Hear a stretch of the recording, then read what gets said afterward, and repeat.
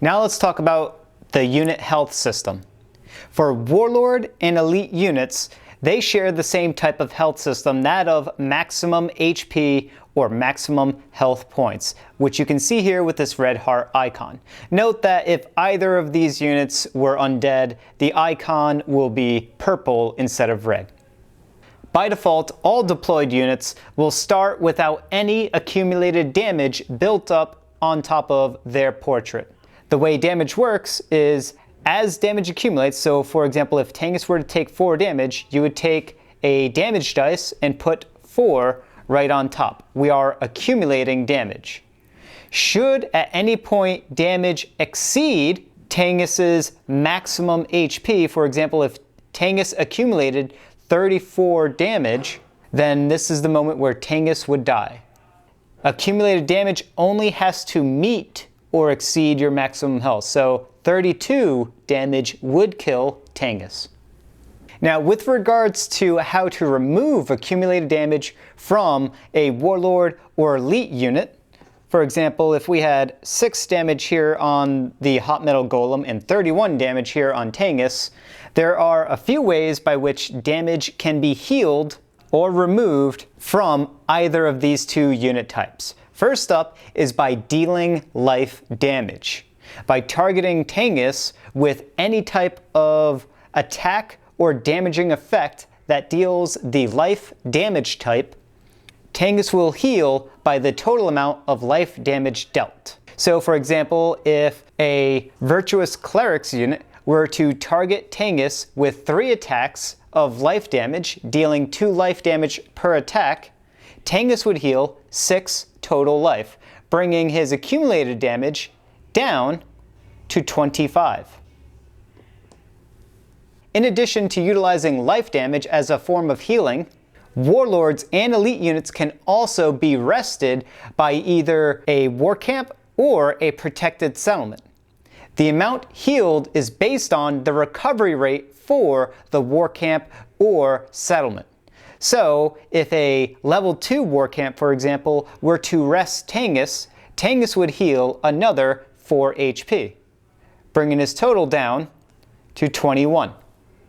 Now, something to note about this Hot Metal Golem is that they are immune to life damage, as you can see here on their reference card.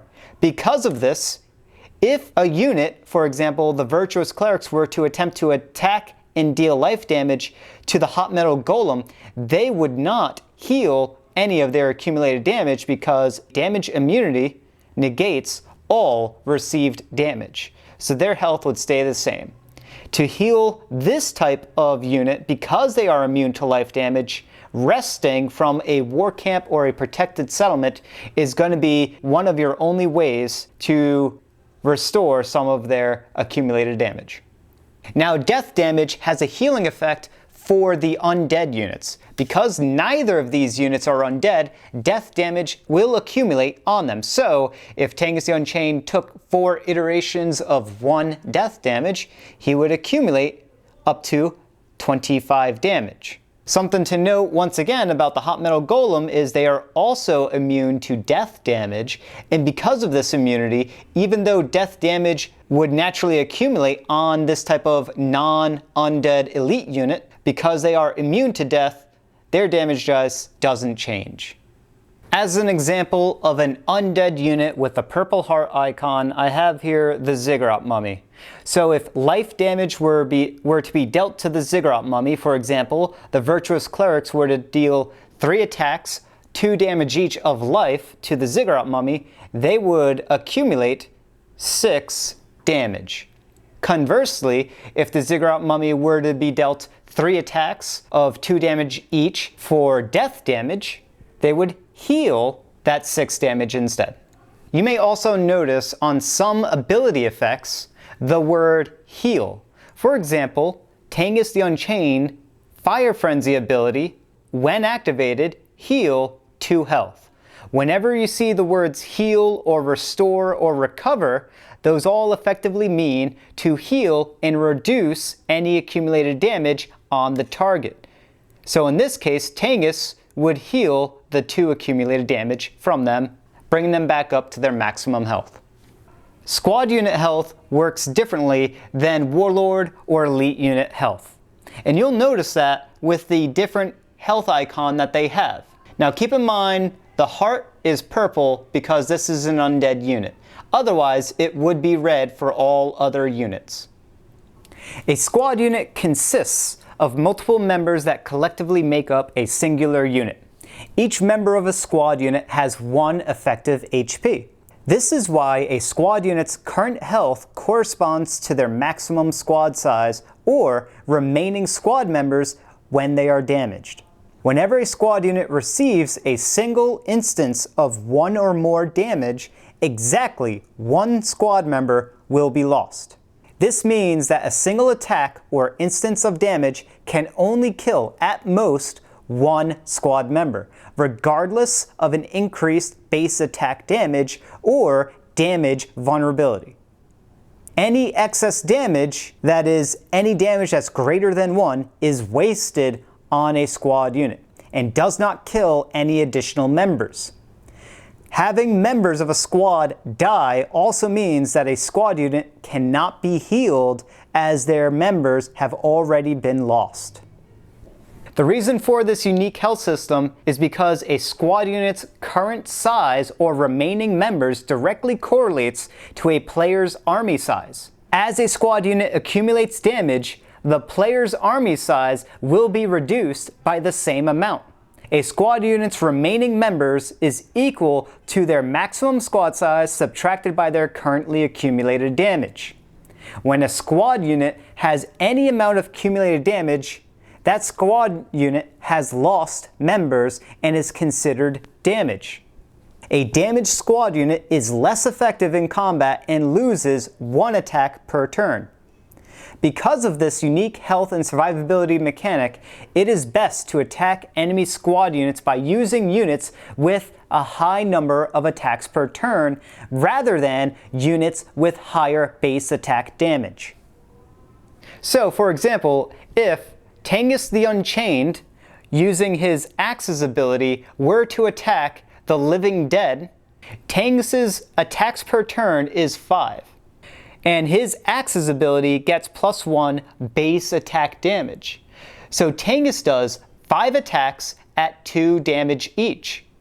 However, Tangus is attacking a squad unit, and a squad unit can only take a maximum of 1 damage per attack or per iteration of damage. So, the squad units can only lose 5 squad members. So 5 damage would accumulate on the living dead after receiving an attack from Tangus the Unchained. To clarify squad size, the living dead normally have a maximum and starting squad size of 9 members, but because they have received 5 damage, their effective squad size is now reduced by that amount because they are missing 5 members of the squad. So the squad size for the living dead in this instance would be 4. Something special to know about the living dead is their grave dig ability, which is a full turn ability that requires sacrificing some number of their squad members. I'm going to go over the text right now. It reads, deploy a free The Living Dead unit on a nearby unoccupied space. Its starting squad size is X. X must be half of this unit's current squad size rounded down. So, if the living dead were to perform their grave dig ability, they would deploy another The Living Dead nearby, and this new unit would be free. The deployment costs wouldn't have to be paid. Instead, this squad unit would accumulate half of their current squad members in damage rounded down, which would amount to 4 damage accumulated on this squad unit. Which also means that this squad unit is going to start not with 9 members, but with 4 members because 4 damage was accumulated on this squad unit. Which means in order to get to 4 starting members on this new The Living Dead unit, they would have to accumulate 5 damage onto them. This is an example where some units can start with some accumulated damage after being deployed. Now, in order to heal a squad unit, they must be restocked. Any phrasing of the word restore or heal does not apply to squad units because their members are already dead and lost. Some units, like the Living Dead, will have a unique unit ability which allows them to restock and recover some of their missing members. For example, the Living Dead have an ability called Undeath. It reads as follows. This unit restocks one squad member whenever it receives death damage. So, for example, if 5 iterations of death damage were to be dealt to this squad unit, they would recover 5 members. Another example would be if 3 attacks of 2 damage each death would be dealt to this squad unit, they would recover only 3 members. Because remember, damage in excess of 1 is lost when dealt to a squad unit. So because it was 3 iterations, 3 attacks per turn at 2 damage each, only 3 squad members would restock. Some abilities and effects, like the provision ability of war camps and settlements, will state that it can fully restock a squad unit. Whenever you see the word restock, that is equivalent to healing of a squad unit or removing and reducing some amount of accumulated damage. For the provision ability of war camps and settlements, it states that it fully restocks. Whenever you see the text fully restocks, any damage dice accumulated on that squad unit, regardless of how much it is, will be removed in its entirety. Now, although life heals the living and death heals the undead, in this particular instance, the Boulder Hurlers is not an undead unit, therefore it's a living unit, and therefore life damage would heal the Boulder Hurlers. However, because it's a squad unit, that heal effect is essentially nullified, making no changes to the amount of members lost by the Boulder Hurlers. Remember, they must be restocked. Now, as I covered earlier, the Undeath ability allows the Living Dead to restock some of their missing members whenever they receive death damage. If you note, the Boulder Hurlers do not have any abilities which allows them to restock any of their missing members when being dealt life damage. So receiving death damage to this undead squad unit is a unique mechanic of the Living Dead. For all other squad units, whenever they receive life or death damage, they will not restock any of their missing members. Regarding how a unit dies when its accumulated damage meets or exceeds its maximum health or its maximum squad size. So in this instance, both accumulated damage on Tangus the Unchained and the Living Dead have exceeded their listed maximums. When this occurs, that unit dies and is immediately removed from the active game state. The unit's initiative and battle map ID pieces and reference card are returned to the recruitment bin and recruitment card box or pile. Any resources held by the dying unit are lost. Squad and elite units that have returned to the recruitment bin will then be available for future deployments by any player. Warlords that die remain dead through the entirety of a game session. When a warlord dies, their owning player is also defeated. When a player is defeated, all of their units and other player-associated game pieces must also be removed from the active game state. Units that are removed in this way, i.e. through player elimination, do not die.